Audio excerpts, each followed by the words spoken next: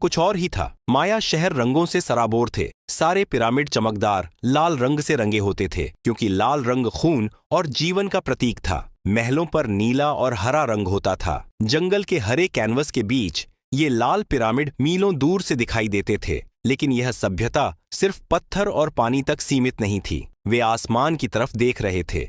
बिना दूरबीन के उन्होंने तारों और ग्रहों की ऐसी गणना की जो आज के नासा के कंप्यूटरों को भी चौंका देती है। उन्होंने समय को एक सीधी रेखा में नहीं, बल्कि एक चक्र में देखा, और उन्होंने एक ऐसी तारीख की भविष्यवाणी की जिसने 21वीं सदी में पूरी दुनिया को डरा दिया था। 21 दिसंबर 2012, याद कीजिए, साल 2012 को पूरी दुनिया में एक डर का माहौल था। हॉलीवुड फिल्में बन रही थीं, न्यूज चैनल्स चीख रहे थे कि दुनिया खत्म होने वाली है। क्यों? क्योंकि माया कैलेंडर 21 दिसंबर 2012 को खत्म हो रहा था। लेकिन क्या सच में माया लोग दुनिया के अंत की भविष्यवाणी कर रहे थे? जवाब है नहीं। यह हमारी 21वीं सदी की गलतफहमी थी। हम समय को एक सीधी रेखा में देखते हैं, लेकिन माया लोग समय को एक चक्र में देखते थे। उनका मानना था कि इतिहास खुद को दोहराता है। उनका लॉन्ग काउंट कैलेंडर 11 अगस्त 3114 ईसा पूर्व को शुरू हुआ था। यह 5125 साल का एक महाचक्र था। 21 दिसंबर 2012 को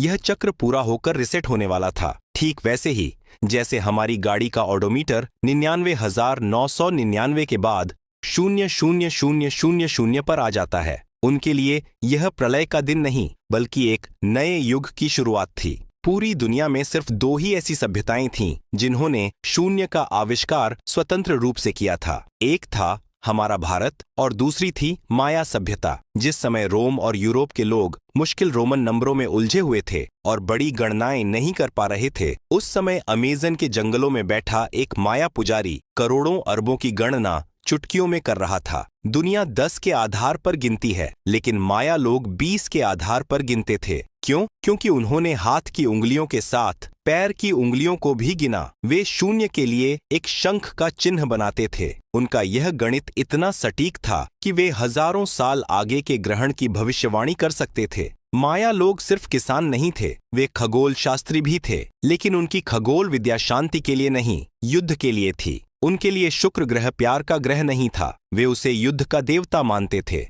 वे कभी अपनी मर्जी से युद्ध नहीं लड़ते थे। वे रात को आसमान देखते थे। जब शुक्र ग्रह एक खास स्थिति में आता था, तभी राजा अपनी सेना को हमले का आदेश देता था। पुरातत्वविद इसे स्टार वॉर्स कहते हैं। उन्होंने एल कराकोल जैसी वेधशालाएं बनाईं। इसकी खिड़कियां ऐसे सेट की गई थीं कि वे शुक्र और सूरज की चाल को ट्रैक कर सकें। बिना किसी टेलीस्कोप के